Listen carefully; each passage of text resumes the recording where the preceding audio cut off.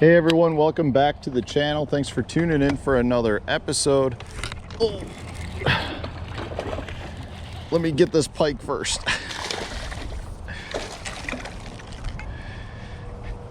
Not what we're after. But he likes the core tackle swim jig. Give me 1 second to clean up here. All right, that pike interrupted us. So you gotta retie and get all slimed up when you catch them to the critters. Anyways, let's jump into this little tutorial about flipping and pitching. You know, I got a lot of people that reach out to me after watching videos and they get to see me casting, or they get to, you know, watch me fish at places like Smith Mountain Lake where I was skipping up under trees. And the reality is that anybody can do that. You just got to understand how to make it happen. Not to mention a ton of practice. Keep in mind, this is something that I've been doing for 30 years at this point. Like, this is my favorite way to fish. I really excel on casting. I think, you know, I don't think it's as important as now as it used to be, but at one point casting, there's another pike. At one point casting, see him down there? Casting was one of the most important things that you could do. Like, that was what separated some of the best anglers from others. So I think casting accuracy is critical. And so having said that, practice is definitely the most important thing. But there's so many different functions that go into really being able to perform and put your bait where you want it. And the first is, it just starts with your gear. You know, everything from bait, line, rod, and reel, all critical in being able to skip your bait and cast it where you want it to go. So if we start with the rod, I think you're looking at a medium heavy 7.3 fast action rod. You don't want something that's super long because you lose a little bit of your casting accuracy. But at the same time, in my opinion, if you go too short, what ends up happening is you lose your ability to place like good casting distance. Because when you're talking about skipping and pitching, when you whip your bait, you need some of that like rubber band effect, right? You want your bait to just rifle up ahead. And so you need that slingshot effect. And if you go too short, you don't get as much. And if you go too long, you lose a lot of your accuracy. So personally, I think a 7-foot or a 7.3 is really what you're looking at to put yourself in the best position. But you don't want extra fast. Extra fast, you lose a lot of that slingshot effect. And if you go too moderate of a speed, you get too much whip. So in my opinion, a fast action, I like a 7.3. Your reel choice is also critical. Like, generally speaking, if you're just looking, golly, there's another pike with my bait right now. Let it go.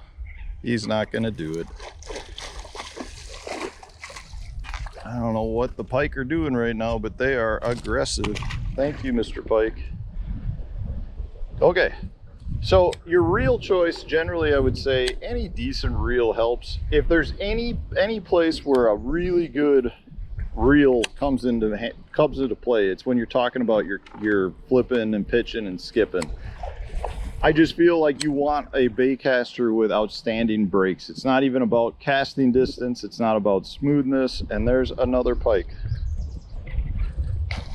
Boy, this is, let me deal with this guy. Keep getting interrupted. You guys are probably getting all wet.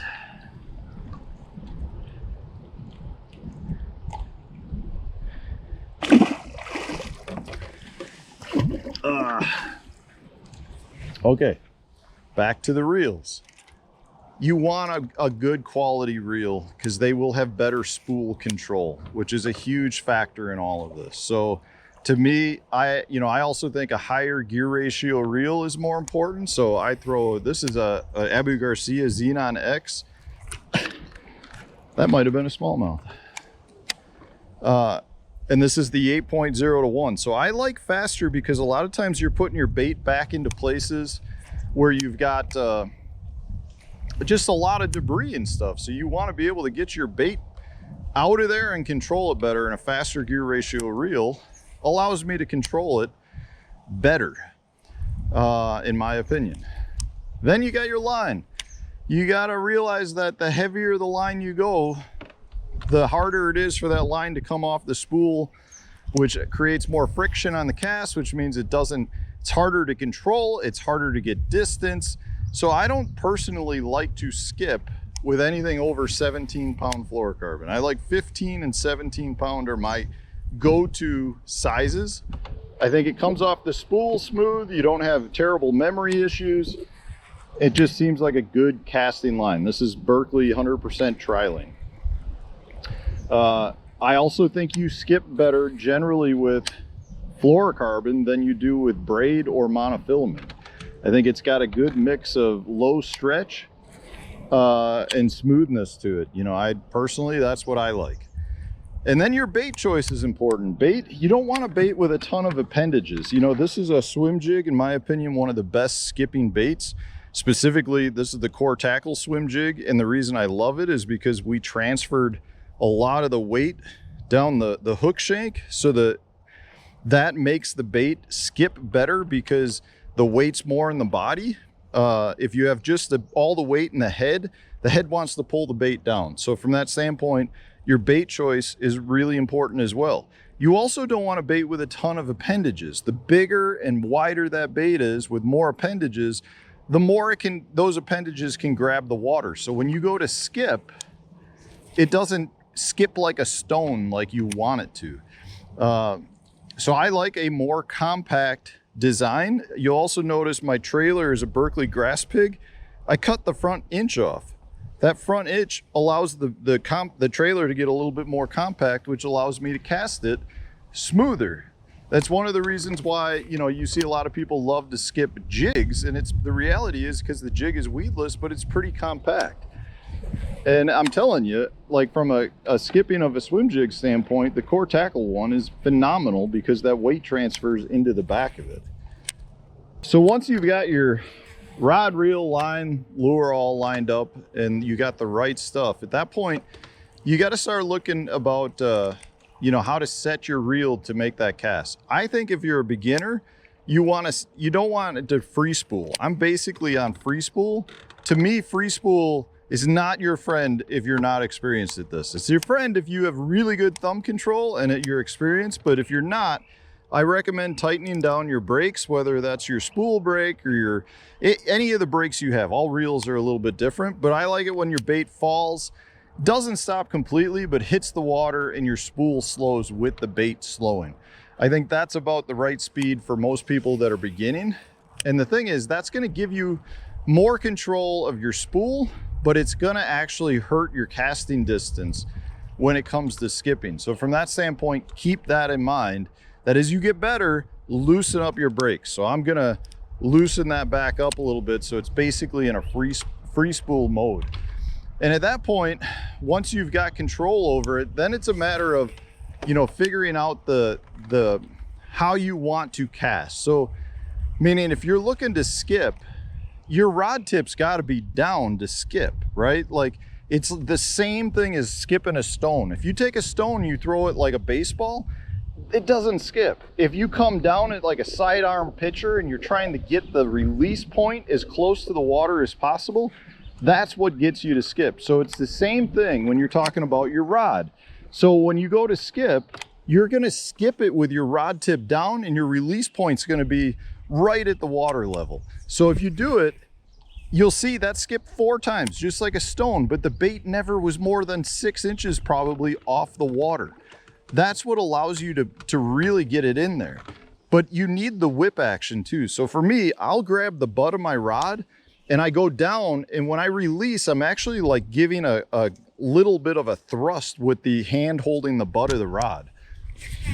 And that's what allows you to get the speed and that rubber band slingshot type effect. If you can get that slingshot effect, that's what'll carry your bait out from your release point and get it to go in a straight line. Now, having said that, you can also be like a golfer and hook and draw your bait into certain areas. So by doing that, you can pick up your rod tip and actually hook the bait back into places.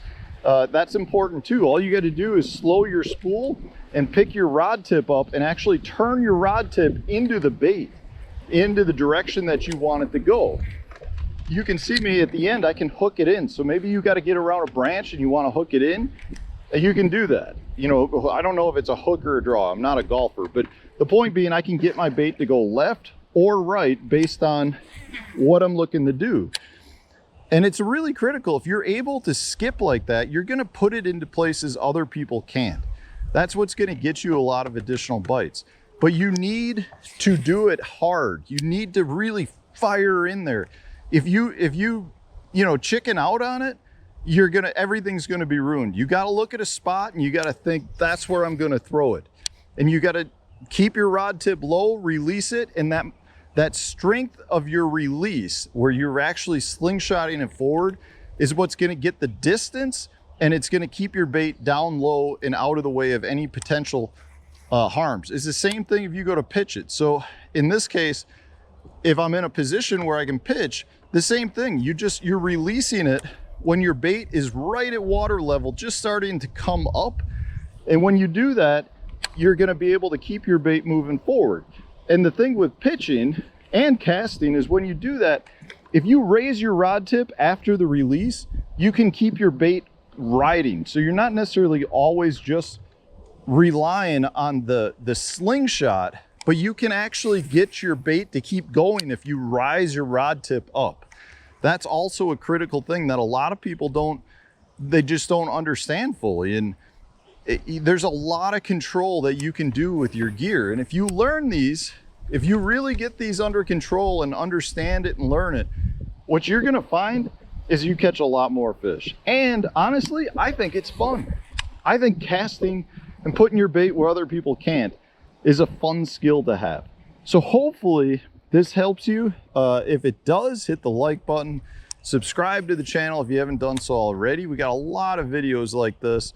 And if you got other tips for people, throw in the comment section so they can learn from you as well. I'm sure they would appreciate it too.